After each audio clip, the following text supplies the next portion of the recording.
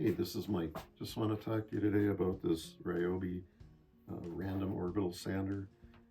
It's got a 5-inch sanding disc on the bottom and hook and loop. You can put various different types of hook and loop sandpaper on here.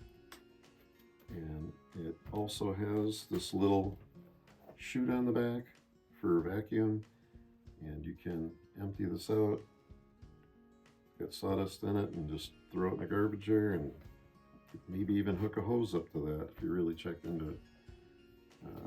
This thing works pretty decent for the money. I think I paid like $59.99 or something like that at Home Depot, and I like it. I mean, it feels okay in the hand, fairly comfortable. When I used to work at the cabinet shop, they had like air sanders like this, and they were, you know, lower center of gravity with the grip, and it felt pretty decent. But there's a lot of things about sanding. I mean, you can have the best sander and you can still sand bad. It's kind of your technique and how you float it across the wood. A lot of guys you'll see like grinding like this on the wood with this edge, and you know, you don't really want to do that. I mean, if there's so much on the wood that this won't cover it, first I guess what I would do is try different grits, and if you still can't clean it up, then you almost need to belt sand it first and then go over it with a random orbital. That way you're not working this so hard that you're hurting the motor, or if you get this too hot, you can burn up this glue edge on the actual pad here. So those are all things to consider. Generally, when I use something like this on a piece of wood, like I say, I always make sure the wood's fairly sanded, and when I really want to smooth it out nice, I'll put like excuse me, I'll put like anywhere between 80 and 180. I usually like to stay around 180. 220, you can get this awfully buffed up and it won't take stain well. That's what I would do is the 180. That's my opinion. And I'll show you right now how to kind of glide this across so you don't make mistakes with your sanding. Let it glide. With a little bit of pressure, not much. Let it glide.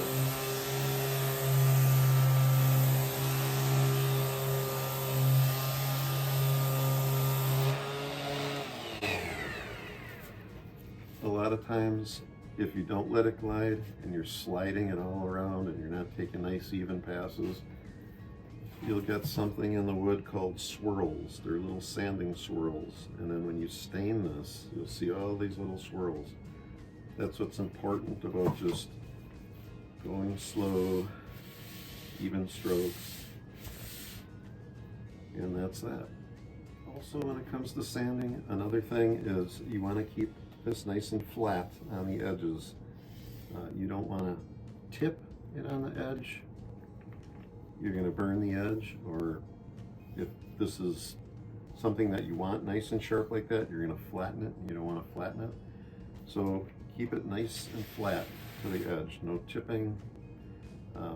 If you want to like round a corner or something with this, that's also something you can do. You would take your sander and you would rock it back and forth, go back and forth and rock it. Let's round this.